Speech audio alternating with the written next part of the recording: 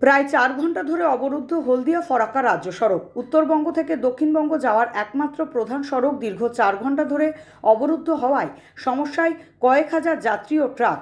হলদিয়া ফরাক্কা রাজ্য সড়কের কাজে চরম গাফিলতির অভিযোগ। সকাল থেকে সরকারি বাস থেকে বিভিন্ন পণ্যবাহী ট্রাক দাঁড়িয়ে রয়েছে বনোয়া থানার মারুট গ্রামে। প্রায় ১৫০ কোটি টাকা ব্যয়ে হলদিয়া ফরাক্কা রাজ্য সড়কের কুলি মোড় থেকে ফুটিসাঁকো পর্যন্ত ২৯ কিলোমিটার রাস্তার কাজ শুরু হলেও কাজে নেই কোনো গতি। অত্যন্ত ধীর গতিতে কাজ হওয়ার কারণে নিত্যদিন ঘন্টার পর ঘন্টা রাস্তাতেই দাঁড়িয়ে থাকতে হচ্ছে সরকারি বেসরকারি দূরপাল্লার বাস ও পণ্যবাহী ট্রাকগুলিকে।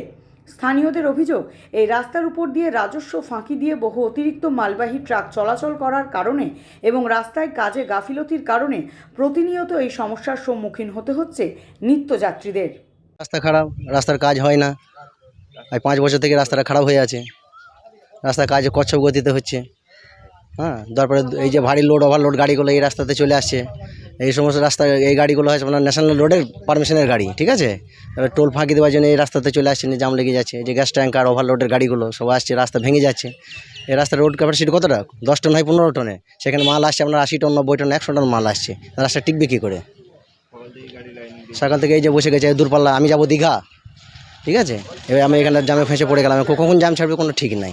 প্রতিদিন যদি নিয়মিত কাজ করে তাহলে কাজ এগিয়ে যায়, ঠিক আছে। 2 দিন 5 দিন কাজ, 4 দিন কাজ হচ্ছে, আবার মাঝখানে বন্ধ থেকে যাচ্ছে।